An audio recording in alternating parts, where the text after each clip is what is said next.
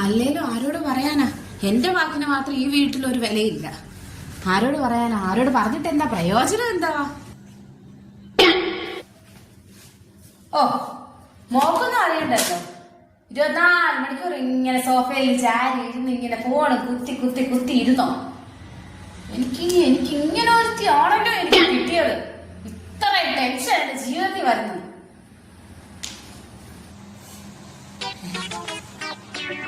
അതിന് ഞാനൊന്നും പറഞ്ഞില്ലല്ലോ. എന്തേലും കേട്ടോ, മൂട് പോയി.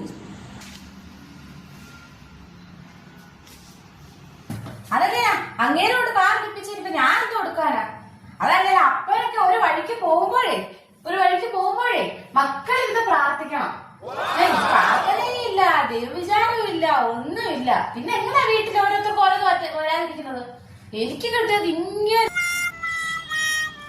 എന്റെ തെറ്റാ. ഞാൻ ഇതുവരെ വരാൻ പാടില്ലായിരുന്നു. അമ്മേ, ഇന്നെന്താ അമ്മ കഴിക്കാൻ ഉച്ചയ്ക്ക്? അമ്മയുടെ തല കുറച്ച് വറുത്തതില്ല. അപ്പം കുറച്ച് വേവിച്ചില്ല, ബാക്കിയുണ്ട്, ഇരിപ്പുണ്ട്. വേണമെങ്കിൽ കുറച്ച് വറുത്തുകൂടാ മതി. അല്ല പിന്നെ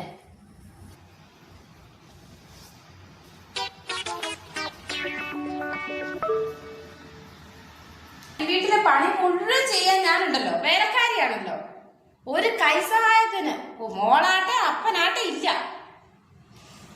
കഷ്ടപ്പെട്ട് എന്റെ ജീവിതം ഈ വീടിനകത്ത് ഇങ്ങനെ തീരുവാ തോന്നുന്നേ.